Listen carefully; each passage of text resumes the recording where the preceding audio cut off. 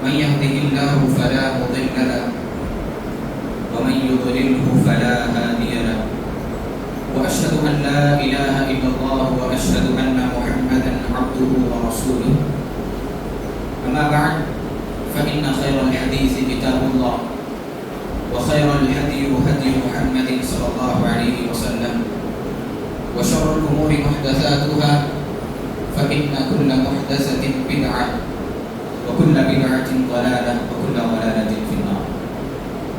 قال الله تبارك وتعالى: يا أيها الذين آمنوا اتقوا الله حق تقاته ولا تموتن إلا وأنتم مسلمون. وقال تعالى في موضع آخر: يا أيها الناس اتقوا ربكم الذي خلقكم من نفس واحدة وخلق منها زوجها وبث منهما رجالا كثيرا ونساء واتقوا الله الذي تساءلون به والأرحام إن الله كان عليكم رقيبا. وقال تعالى في موضع آخر: يا أيها الذين آمنوا اتقوا الله حق تقاته ولا تموتن إلا وأنتم مسلمون. قال الله تبارك وتعالى: يا أيها الذين آمنوا إنما أموالكم وأولادكم فتنة. محترم حاضرین، جیسا کہ میں اور آپ جانتے ہیں کہ جس معاشرے میں ہم زندگی گزار رہے ہیں یہ معاشرہ پرفتن معاشرہ ہے، اور ایسے معاشرے میں اس امید کے ساتھ ہم زندگی گزارتے ہیں کہ اس معاشرے میں ہماری عزت اور احترام کیا جائے، بڑوں کا عزت و احترام ہو، پرامن معاشرہ ہو، اور امن و سلامتی کے ساتھ ہم اپنے اولاد کی تربیت کر سکیں۔ ایسے معاشرے میں ہر انسان کی خواہش ہوتی ہے کہ وہ زندگی گزارے، لیکن خصوصاً اس دور میں اس طرح کی سوچ کو اپنے ذہن میں لانا بھی ناممکن نظر آتا ہے، خصوصاً اس دور میں جہاں پر ہر دو قدم پر فتنے عام ہیں، ہر دو قدم پر فتنے رونما ہیں۔ ایک انسان ایسے معاشرے کی تشکیل، ایسے معاشرے کا نفاذ نہیں سوچ سکتا جس میں وہ پرامن طریقے سے زندگی گزار سکے، جس میں بڑوں کا عزت و احترام ہو، چھوٹوں پر شفقت ہو۔ ایک انسان امن و سلامتی کے ساتھ زندگی گزارنا اس معاشرے میں اس بات کو تصور میں نہیں لا سکتا۔ لیکن اگر عملی طور پر اس بات کو دیکھا جائے کہ پرامن معاشرے کا نفاذ ہو، پرامن معاشرے کی تشکیل ہو اور اس میں ہم زندگی گزاریں، اگر عملی طور پر ایسے معاشرے کا نفاذ سوچا جائے تو ایک کام ایسا ہے، ایک ایسا عمل ہے جس کو اگر ہم اپنی گھروں میں نافذ کر لیں، اپنی زندگیوں میں نافذ کر لیں تو اس ایک عمل کی بنا پر ہم ایسے معاشرے کا نفاذ کر سکتے ہیں جہاں پر قرآن حدیث کے مطابق زندگی گزاری جاتی ہے۔ وہ کون سا کام؟ وہ عمل یہ ہے کہ ہم اپنے اولاد کی دینی تربیت کریں، اپنے اولاد کی اسلامی تعلیمات کے مطابق جب تربیت کی جائے، اپنے اولاد کو دینی تعلیمات کے مطابق تربیت میں لایا جائے تو یقیناً یہ ایسا عمل ہے جس کی بنا پر ہم ایسے معاشرے کا تصور رکھ سکتے ہیں جس میں قرآن حدیث کے مطابق امن و سلامتی کے ساتھ زندگی گزاری جا سکتی ہے۔ لیکن صرف اولاد کی تربیت سے، صرف اولاد کی تربیت کی بنا پر ایسے معاشرے کی تشکیل مشکل نظر آتی ہے، سوچنے میں بڑا مشکل نظر آتا ہے۔ لیکن اللہ کے نبی صلی اللہ علیہ وسلم کی حدیث آپ صلی اللہ علیہ وسلم ارشاد فرماتے ہیں کہ ایک ایسا زمانہ آئے گا، پیشن گوئی ہے آپ صلی اللہ علیہ وسلم کی، ایک ایسا زمانہ آئے گا جس زمانے میں ایک عورت عراق سے لے کر مکہ مکرمہ تک کا سفر کرے گی، عراق سے لے کر مکہ تک کا سفر تنہا ایک عورت کرے گی، لیکن اس عورت کو دوران سفر کوئی خوف لاحق نہیں، کوئی پریشانی اس عورت کو لاحق نہیں ہوگی۔ کس دور کی بات ہے؟ یہ اس دور کی بات ہے جب ہم اپنے اولاد کو دینی اسلامی تربیت میں ڈالیں، جب ہم اپنے اولاد کی تربیت دینی طریقے سے اسلامی تعلیمات کے مطابق جب ہم اپنے اولاد کی تربیت کریں گے تو ایسے معاشرے کا نفاذ بالکل ممکن ہے۔ اس سے پہلے ہمیں بات جاننا چاہیے کہ اولاد، اللہ تبارک و تعالیٰ نے اولاد کو ہمارے لیے کیا بنایا ہے۔ قرآن مجید میں اللہ تبارک و تعالیٰ نے اولاد کے تعلق سے 4 طرح کی چیزوں کا ذکر کیا۔ سب سے پہلے اللہ رب العالمین نے کہا کہ اولاد تمہارے لیے زینت ہے، اولاد تمہاری دنیاوی زینت ہے۔ اللہ رب العالمین نے قرآن مجید میں ارشاد فرمایا زُيِّنَ لِلنَّاسِ حُبُّ الشَّهَوَاتِ مِنَ النِّسَاءِ وَالْبَنِينَ، اللہ تبارک و تعالیٰ نے تمہارے لیے تمہاری اولاد کو زینت بنا دیا. اسی طرح اللہ تبارک و تعالیٰ نے دوسری جگہ پر کہا کہ اولاد تمہارے لیے نعمت ہے. اللہ رب العالمین نے حضرت نوح علیہ السلام کی زبانی کہلوایا فَقُلْتُ اسْتَغْفِرُوا رَبَّكُمْ إِنَّهُ كَانَ غَفَّارًا وَيُرْسِلِ السَّمَاءَ عَلَيْكُمْ مِدْرَارًا وَيُمْدِدْكُمْ بِأَمْوَالٍ وَبَنِينَ. اللہ تبارک و تعالیٰ نے اس آیت میں اولاد کو نعمت کہا. اسی طرح اللہ رب العالمین نے ایک اور آیت میں اللہ اولاد کے تعلق سے ذکر کیا کہ اولاد تمہارے لیے آزمائش ہے. یا ایھا الذین آمنوا انما اموالکم واولادکم فتنہ. اولاد اور مال تمہارے لیے فتنہ ہے. اب ان تینوں چیزوں سے ہٹ کر اللہ رب العالمین نے ایک جگہ پر زینت کہا, ایک جگہ پر نعمت کہا, تو اللہ رب العالمین نے ایک جگہ پر کہا کہ آزمائش ہے. اب ان تینوں چیزوں سے ہٹ کر اللہ رب العالمین نے سورۃ تغابن میں ارشاد فرمایا کہ تمہاری بعض اولاد تمہارے لیے دشمن ہے. تمہاری بعض اولاد تمہارے لیے دشمن ہے. اللہ رب العالمین نے ارشاد فرمایا یا ایھا الذین آمنوا ان من ازواجکم واولادکم عدوا لکم فاحذروہم. تم میں سے بعض کی اولاد, تم میں سے بعض کی بیویاں ان کے لیے دشمن ہیں. وہ کس اعتبار سے؟ اگر اولاد صالح ہو, اگر اولاد نیک ہو, ان کی تربیت دین اسلام کی تعلیمات کے مطابق ہو, تو ایسی اولاد ایک انسان کے لیے زینت کا باعث بن جاتی ہے. ایسی اولاد ایک انسان کے لیے نعمت کا باعث بن جاتی ہے. لیکن اگر اولاد صالح نہ ہو, اگر اولاد اللہ تبارک و تعالیٰ کی نافرمانی میں لگ جائیں, اگر اللہ رب العالمین کی نافرمانی میں اولاد زندگی صرف کر دیں, تو ایسی اولاد سے بڑھ کر کوئی دشمن ایک انسان کے لیے نہیں ہو سکتا. لہٰذا ضرورت اس بات کی ہے کہ اپنے اولاد کو دینی تربیت دیں, اپنی اولاد کو دینی تربیت میں ڈھالنے کی کوشش کریں. ایک انسان کو جب اولاد کی خوشی حاصل ہوتی ہے, جب ایک انسان کے گھر میں اولاد کی پیدائش ہوتی ہے, تو ایک انسان خوش ہو جاتا ہے. فطری چیز ہے, اور شریعت نے اس کا حکم بھی دیا ہے کہ اولاد کی پیدائش پر خوشی منائی جائے. اولاد کی پیدائش پر ایک انسان خوش ہوتا ہے, لیکن ساتھ میں ایک انسان کو اس بات کا بھی خیال رکھنا چاہیے کہ اولاد کی پیدائش کے ساتھ ساتھ اولاد اپنے ساتھ ذمہ داریوں کو لاتی ہے, اولاد اپنے ساتھ آزمائشوں کو لاتی ہے. اولاد کی پیدائش کے بعد سے لے کر اس کے شادی تک, بسا اوقات شادی کے بعد کے مراحل تک بھی ایک اولاد کی ذمہ داری, ایک اولاد والدین کی ذمہ داری میں ہوتی ہے, ایک اولاد والدین کی ماتحتی میں ہوتی ہے. ایسے وقت میں والدین کے لیے ضروری ہے کہ اپنی اولاد کی دینی تربیت کریں, دینی طور پر ان کی اصلاح کرنے کی کوشش کریں. محترم حضرین, انبیاء کرام علیہ السلام, انبیاء کرام علیہ السلام جب اللہ رب العالمین سے دعا کیا کرتے تھے تو اپنے اولاد کے تعلق سے وہ دعاؤں میں کیا مانگا کرتے تھے؟ انبیاء کرام کہا کرتے تھے ربی ہب لی من الصالحین. اللہ رب العالمین تو ہمیں اولاد دے. اور کیسی اولاد کے انبیاء کرام علیہ السلام دعا مانگا کرتے تھے؟ ربی ہب لی من الصالحین. نیک اور صالح اولاد کی دعا انبیاء کرام علیہ السلام مانگا کرتے تھے. نیک اور صالح اولاد کی دعا انبیاء کرام علیہ السلام کیا کرتے تھے تاکہ وہ نبوت کے مشن کو آگے بڑھا سکیں, تاکہ وہ ان کی وفات کے بعد بھی کارگر ثابت ہوں. اسی لیے مجھے اور آپ کو چاہیے کہ ہم جب بھی اللہ تبارک و تعالیٰ سے اولاد کے تعلق سے دعا کریں تو نیک اور صالح اولاد کی دعا کریں. مطلب کریں ایسے وقت میں گھر کے افراد کے لیے کیا ذمہ داریاں ہیں, گھر کے جو ذمہ داران ہیں, جو والدین ہیں, ان کے لیے کیا ذمہ داریاں ہوتی ہیں اولاد کے حق میں. مطلب کریں سب سے پہلے گھر کے جو ذمہ داران ہیں ان کے لیے ضروری ہے کہ وہ اولاد کی ابتدائی تعلیم کا بہتر طریقے سے انتظام کریں. اولاد کی ابتدائی تعلیم کو دین اسلام کی تعلیمات کے ساتھ جوڑ دیں. دین اسلام کی تعلیمات سے اولاد کی ابتدائی تعلیم کو جوڑ دیں. یقیناً یہ ایسی چیز ہے جس کے ذریعے سے اولاد اپنی زندگی میں ترقیوں کو حاصل کر سکتی ہے. اللہ حضرت امام قتادہ رحمہ اللہ بہت بڑے امام ہیں. امام قتادہ رحمہ اللہ فرماتے ہیں کہ اولاد کی تربیت کے لیے دو چیزیں اولاد کو بچپن میں سکھانا ضروری ہے. دو چیزوں کا علم اولاد کو بچپن میں دینا ضروری ہے. وہ دو چیزیں کیا ہیں؟ امام قتادہ رحمہ اللہ ارشاد فرماتے ہیں یأمرہم بطاعت اللہ. سب سے پہلی چیز یہ ہے کہ تم اپنی اولاد کو اللہ تبارک و تعالیٰ کی اطاعت کی طرف بلاؤ, اپنے اولاد کو اللہ رب العالمین کی اطاعت کی طرف ڈھال دو. وینہاہم عن معصیۃ اللہ. اور اللہ رب العالمین نے جن چیزوں سے منع کیا ہے, جن چیزوں سے رکنے کا اللہ رب العالمین نے حکم دیا ہے, ان چیزوں سے اپنے اولاد کو روکو. یہ دو چیزیں ایسی ہیں جسے تم اپنے بچپن میں اولاد کے ساتھ لاگو کر سکتے ہو. اسی طریقے سے حضرت علی رضی اللہ عنہ اولاد کی تربیت کا دو بہترین نسخے بیان کرتے ہیں. اولاد کی تربیت کے حضرت علی رضی اللہ عنہ بیان کرتے ہیں. سب سے پہلا نسخہ یہ ہے کہ ادبوہم, تم اپنی اپنی اولاد کو ادب سکھاؤ، اپنی اولاد کی بہترین تربیت کرو۔ ادب سکھانے کا مطلب یہ نہیں کہ آپ اپنی اولاد کو نماز کا طریقہ بتا دیں، نماز کا وضو کا طریقہ بتا دیں، کھانے پینے کے آداب بتا دیں، یہ نہیں۔ آپ اپنی زندگی میں اولاد کو وہ لاگو کر کے بتائیں، عملی جامہ ان کو پہنائیں، اپنی اولاد کو ان کاموں کے کرنے پر ابھاریں۔ یہ تربیت ہے۔ تربیت کا مطلب یہ نہیں کہ دعائیں سکھائی جائیں، نماز سکھائی جائے، نماز کا طریقہ بتایا جائے، یہ نہیں۔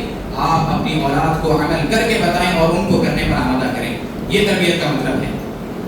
اس طریقے سے سلف صالحین تربیت کے بارے میں، ادب کے بارے میں کہا کرتے تھے۔ امام احمد بن حنبل رحمہ اللہ کے بارے میں آتا ہے، آپ کی مجلس میں، امام احمد بن حنبل رحمہ اللہ کی مجلس میں ہزاروں کی تعداد میں شاگرد ہوا کرتے تھے۔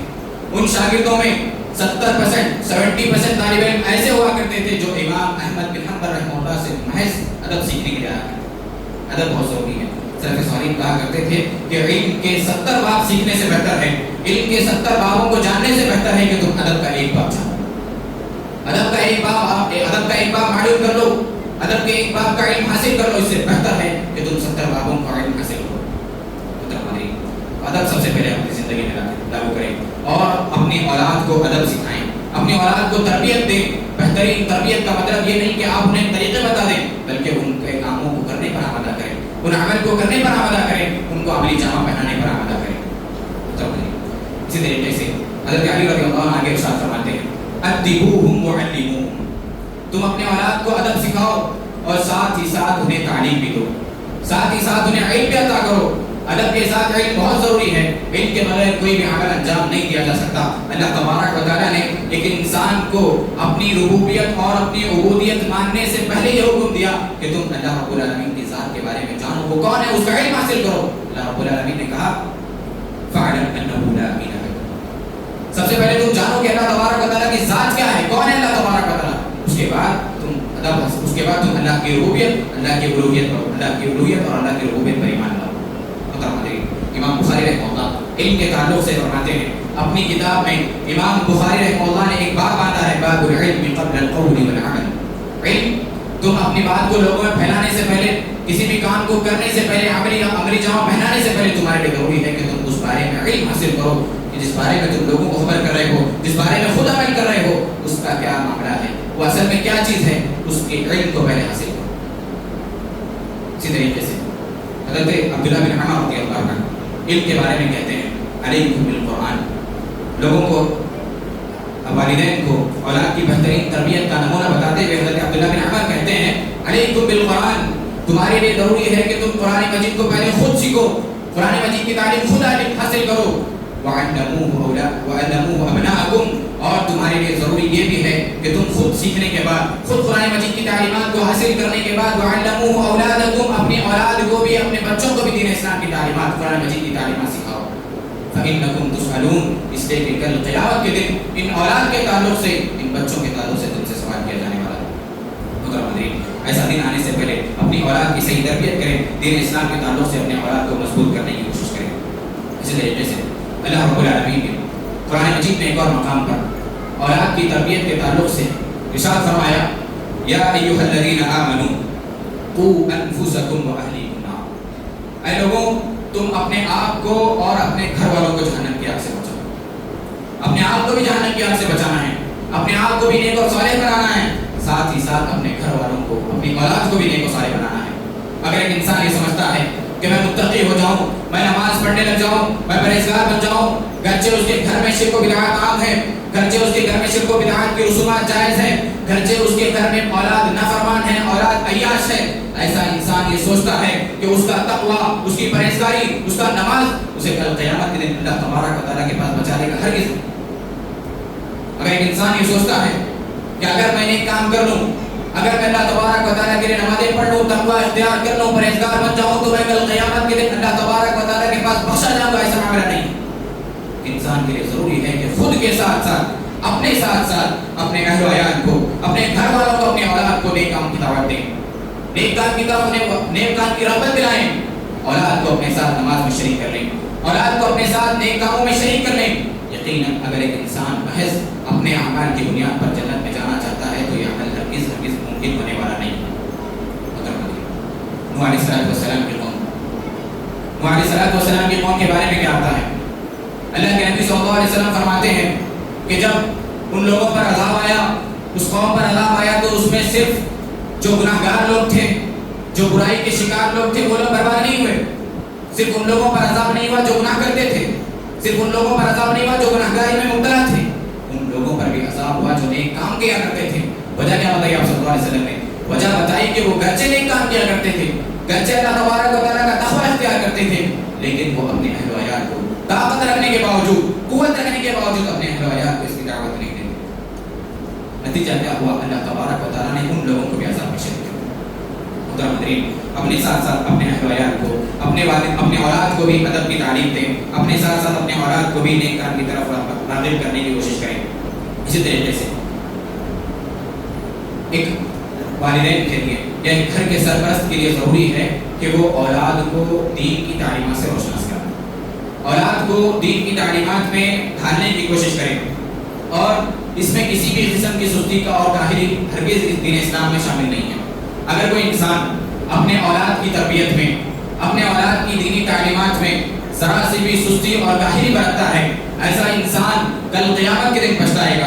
اللہ کے نبی صلی اللہ علیہ وسلم ارشاد فرماتے ہیں کہ جب کوئی بندہ اپنے اولاد کے بچپن میں ان کی صحیح تربیت نہیں کرتا، دین اسلام کی تعلیمات سے انہیں روشناس نہیں کراتا، کل قیامت کے دن ایسی اولاد والدین کا گرفان پکڑ کر اللہ تبارک و تعالیٰ کے سامنے کھڑا کرے. ذرا غور کیجیے کہ آج ہم جس بچی کو معصوم سمجھ کر، چھوٹا بچہ سمجھ کر نماز سے دور کر دیتے ہیں، حقوق اللہ سے اسے غافل کر دیتے ہیں، اللہ تبارک و تعالیٰ کے حقوق اسے نہیں بتاتے، ایسا بچہ کل قیامت کے دن جسے آج ہم معصوم سمجھتے تھے، کل قیامت کے دن اللہ تبارک و تعالیٰ کے سامنے ہمارا گرفان پکڑ کر کھڑا کرے گا، کہے گا اللہ تبارک و تعالیٰ میرے بچپن میں میرے والدین نے مجھے دین اسلام کی تعلیمات سے دور رکھا، جب میں بڑا ہوا تو مجھے اسکول کالجز میں اتنا مشغول کر دیا کہ میں دین اسلام کی تعلیمات سے دور ہو گیا اور مجھے دین اسلام کی تعلیمات پر عمل کرنے سے روکا گیا. اس طریقے سے بچہ کہے گا کہ جب میں اسکول یا پھر کالج وغیرہ کا ہوم ورک نہیں کرتا، جب مجھے وہاں سے کوئی کمپلینٹ آتی، شکایت آتی، تو فوراً والدین اس پر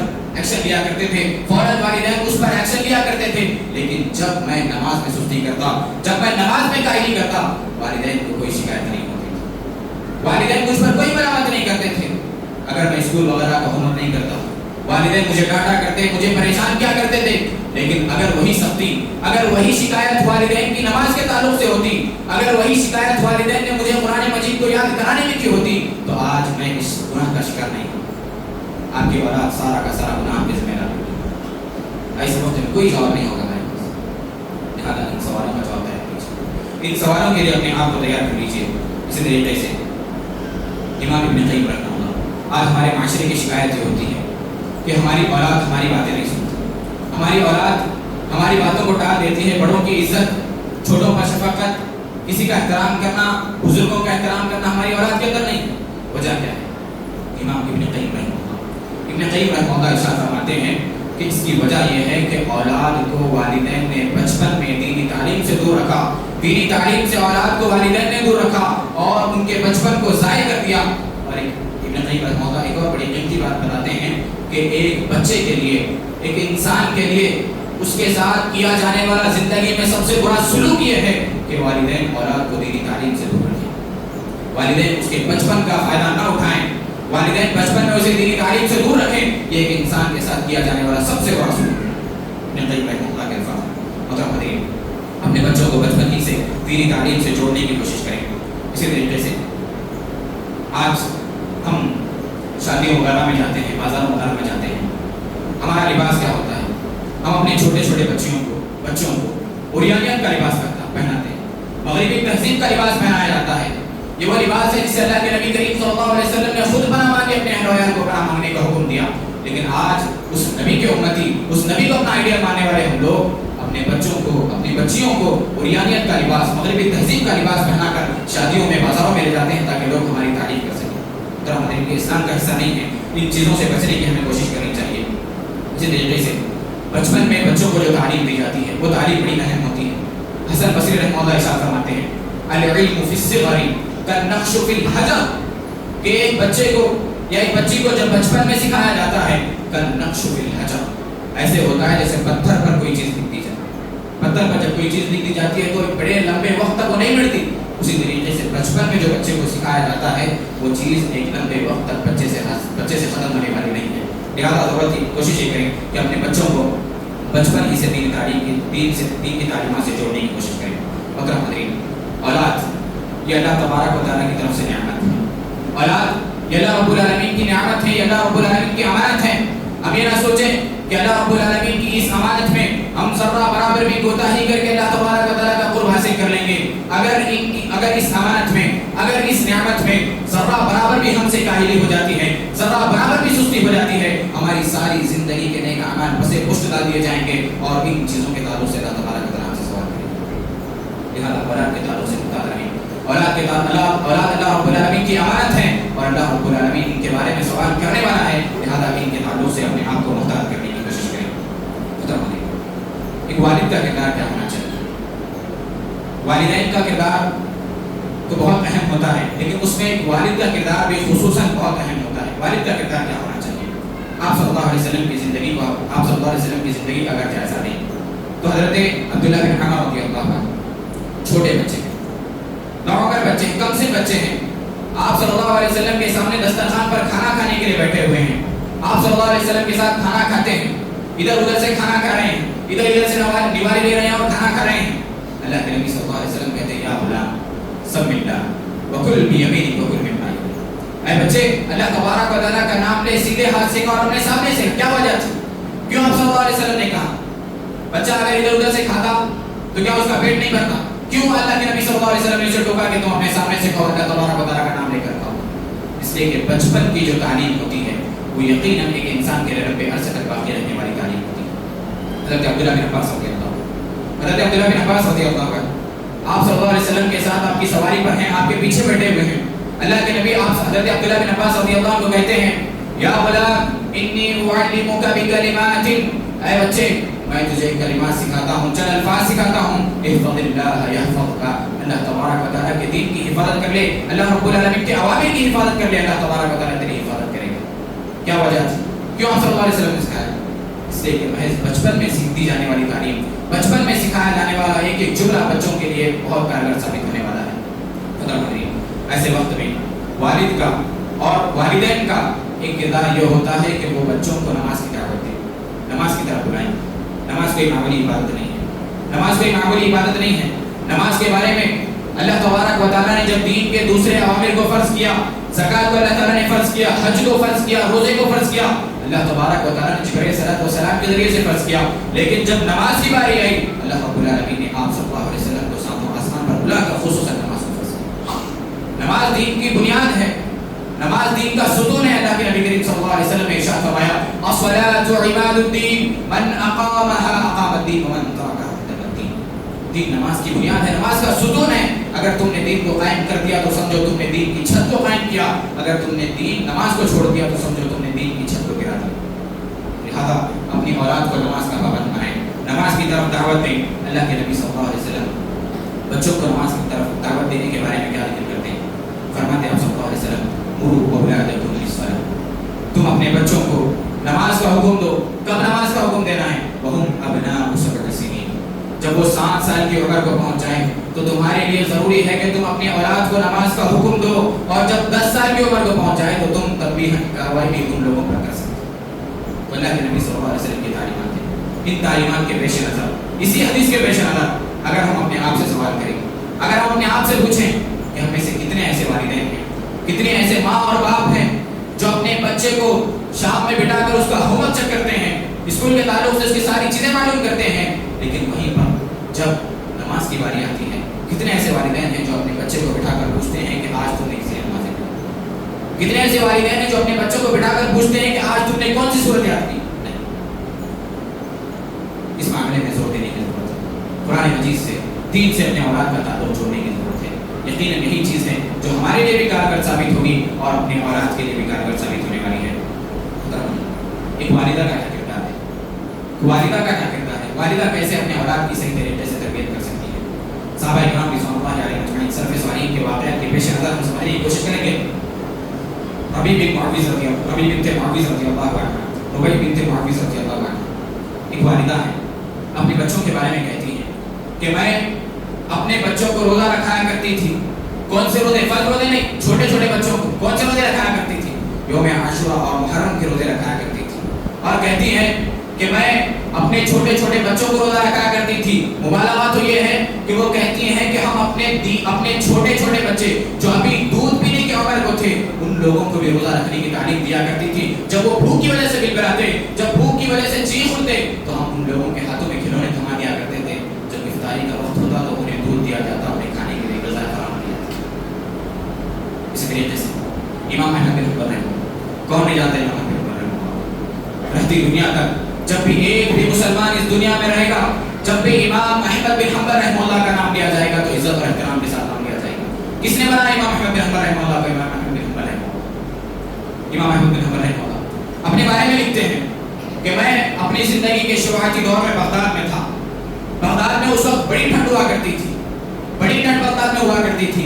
ऐसे वक्त में मेरी वालिदा सुबह में उठती, मुझे उठाती, पानी गर्म करती और मुझे वुजू कराकर मेरा हाथ पकड़कर जामा मस्जिद तक छोड़ाया करती थी। फिर जब मैं नमाज से फारिग होता, दुरूद से फारिग होता, तिलावत से फारिग होता, उसके बाद मुझे लेकर वापस घर आया करती थी। ये वालिदा का किरदार। इसी किरदार की बदौलत इमाम अहमद बिन हंबल रहमतुल्लाह वक्त के इतने बड़े आलिम बने, वक्त के इतने बड़े इमाम बने। रबी बिन मुखल्लद रहमतुल्लाह फरमाते हैं कि हम 8000 मील का सफर करके इमाम अहमद बिन हंबल रहमतुल्लाह के पास जाकर एक हदीस हासिल करते थे। इतने बड़े इमाम किसने बनाया? वालिदा की मेहनत। इमाम शाफिई रहमतुल्लाह, कौन नहीं जानता इमाम शाफिई रहमतुल्लाह? वक्त के मुजद्दिद इमाम शाफिई रहमतुल्लाह के बारे में आता है कि वो जब वो बचपन में थे, उनकी वालिदा ने उन्हें खत लिखा, कहा कि तुम्हें अब यहाँ से जाना है, मुझसे दूर होना है और एक काफिला यहाँ से हिजाज जा रहा है। हिजाज में जाकर तुम्हें फलां आलिम के पास कुरान हासिल करना है, फिर वहाँ से मीलों का सफर करके दूसरे मकाम पर जाकर वहाँ से फिक्र हासिल करना है, फिर दूसरे मकाम का सफर करके वहाँ से हदीस हासिल करना है। ये सारी चीजें कौन बता रही है? वालिदा। वालिदा सारी चीजें लिख कर दे रही है कि तुम्हें फलां फलां जगह पर जाकर फलां फलां आलिम से दीन हासिल करना है। एक वालिदा का किरदार। इसी तरीके से इमाम बुखारी रहमतुल्लाह, कौन नहीं जानता इमाम बुखारी रहमतुल्लाह? असहुल कुतुब बाद किताबिल्लाह सहीह बुखारी। अल्लाह तबारक व तआला की किताब कुरान मजीद के बाद सबसे अफजल किताब अगर किसी ने लिखी तो इमाम बुखारी रहमतुल्लाह ने लिखी। इमाम बुखारी रहमतुल्लाह के बारे में क्या था? बचपन में थे, नाबीनाई चली गई थी, अंधे हो गए थे। उनकी वालिदा ने अल्लाह तबारक व तआला से रो रो कर गिड़गिड़ा कर अल्लाह तबारक व तआला से दुआ की। अल्लाह रब्बुल आलमीन ने बीनाई अता की और वक्त के इतने बड़े इमाम बन गए जिनके बारे में उलमा ने कहा असहुल किताब बाद किताबिल्लाह सहीह बुखारी। कुरान के बाद सबसे अफजल किताब सहीह बुखारी। मतलब क्या सलफ़े सालिहीन अपनी औलाद से मोहब्बत नहीं करते थे? क्या लोग अपनी औलाद से मोहब्बत नहीं करते थे? ये बिल्कुल अपनी औलाद से मोहब्बत करते थे, जरूरी अपनी औलाद से मोहब्बत करते थे। लेकिन हमारी और उनकी मोहब्बत में फर्क ये है कि हमने अपनी औलाद, उन लोगों ने सलफ़े सालिहीन ने अपनी औलाद की मोहब्बत में अपनी औलाद को वक्त का मुफस्सिर बना दिया, अपनी औलाद की मोहब्बत में उन्होंने अपनी औलाद को वक्त का मुजद्दिद बना दिया, मुहद्दिस बना दिया। लेकिन हमारी मोहब्बत अपनी औलाद को 10 आयतें याद रखना सकी। हमारी मोहब्बत अपनी औलाद को एक वक्त की नमाज का पाबंद नहीं बना सकी। ये है हमारी मोहब्बत और सलफ़े सालिहीन की मोहब्बत। गौर करने का मकाम है, सोचने का मकाम है। अपनी औलाद को दीनी तालीमात से वाबस्ता कराएं, दीनी तालीमात के जरिए से अपनी औलाद दीनी तालीमात से अपनी औलाद को जोड़ दें। इसी तरीके से मुहतरम खुलासा में बस इतना ही कहना चाहूँगा। अल्लाह के नबी सल्लल्लाहु अलैहि वसल्लम ने इरशाद फरमाया था कि कुल्लुकुम राइन व कुल्लुकुम मस्ऊलुन अन रइयतिही। तुम में से हर इंसान किसी न किसी चीज़ का जिम्मेदार है। हर इंसान को जिम्मेदारी दी गई है और कल क़यामत के दिन उस जिम्मेदारी के ताल्लुक से सबसे सवाल होगा। और औलाद इस दुनिया में मिलने वाली सबसे बड़ी जिम्मेदारी है।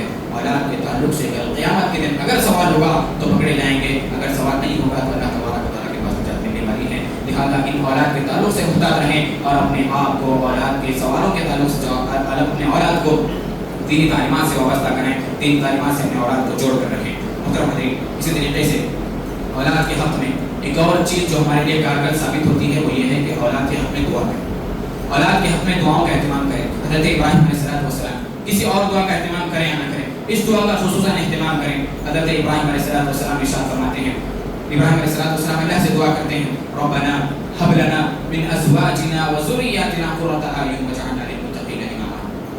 दुआ करते हैं अल्लाह तबारक व तआला हमारी बीवी को, हमारी औलाद को हमारे लिए आंखों के ठंडक बना दे। ये दुआ अल्लाह तबारक व तआला से हमें करनी चाहिए अपनी औलाद के ताल्लुक से।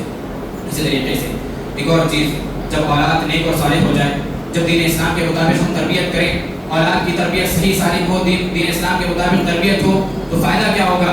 اللہ کے نبی صلی اللہ علیہ وسلم ارشاد فرماتے ہیں کہ جب ایک انسان کی وفات ہوتی ہے، وفات ہونے کے بعد 3 چیزیں ایسی ہیں جو ایک انسان کو لگاتار وفات کے بعد بھی فائدہ پہنچائے گی. ان میں سے ایک چیز یہ ہے کہ ولد صالح یدعو له، ایسا نیک بیٹا یا بیٹی چھوڑنا جو اس کے حق میں دعا کرتے ہیں. اللہ کے نبی صلی اللہ علیہ وسلم ارشاد فرماتے ہیں کہ جب جنتیوں کا فیصلہ جنت میں اور جہنمیوں کا فیصلہ جہنم میں کر دیا جائے گا، ایک جنتی آئے گا، کہے گا اللہ تبارک و تعالیٰ مجھے جو مقام ملا ہے، مجھے جو مرتبہ ملا ہے، اس مقام کا میں حقدار نہیں ہوں، میں نے اتنی نیکیاں اپنی زندگی میں نہیں کی ہیں. اسے جواب دیا جائے گا کہ تو نے گرچہ اتنی نیکیاں اپنی زندگی میں نہیں کی تھی، لیکن اپنے پیچھے ایسی اولاد چھوڑی تھی، ایسی تربیت تو نے اپنی اولاد کو دی تھی جنہوں نے تیرے جانے کے بعد تیرے حق میں دعائیں کی اور تیرے درجات کو بلند کیا. نیک اور صالح اولاد بنانی، اپنے اولاد کو نیک اور صالح بنائیں، اپنے اولاد کو دین اسلام کی تعلیمات سے جوڑیں. اور اسی طرح جب ہم اپنے اولاد کو نیکی کا حکم دیں تو اس حدیث کو ذہن میں رکھتے ہوئے دیں کہ من دل علی خیر فلہ مثل اجر فاعلہ. یعنی جب بھی کوئی بندہ کسی انسان کو نیکی کا حکم دیتا ہے تو نیکی کا حکم دینے کے بعد جو سامنے والا انسان عمل کرے گا، جو بھی وہ عمل کرے گا، ان سارے اعمال کا فائدہ اس انسان کو بھی ملنے والا ہے. اس عمل کے ساتھ اس چیز کو، اس حدیث کو اپنے ذہن میں رکھتے ہوئے لوگوں کو، اپنے بچوں کو نیکی کا حکم دینے کی کوشش کریں، اپنے بچوں کو نیکی کی طرف لانے کی کوشش کریں. تو اللہ تبارک و تعالیٰ سے کہ اللہ رب اللہ تبارک و تعالیٰ ہمیں اپنے اولاد کی صحیح تربیت کرنے کی توفیق عطا فرمائے. اللہ رب العالمین ہمیں اپنے اولاد کے حقوق کو پورا کرنے کی توفیق عطا فرمائے. اللہ رب العالمین ہماری اولاد میں جو بھی نافرمانی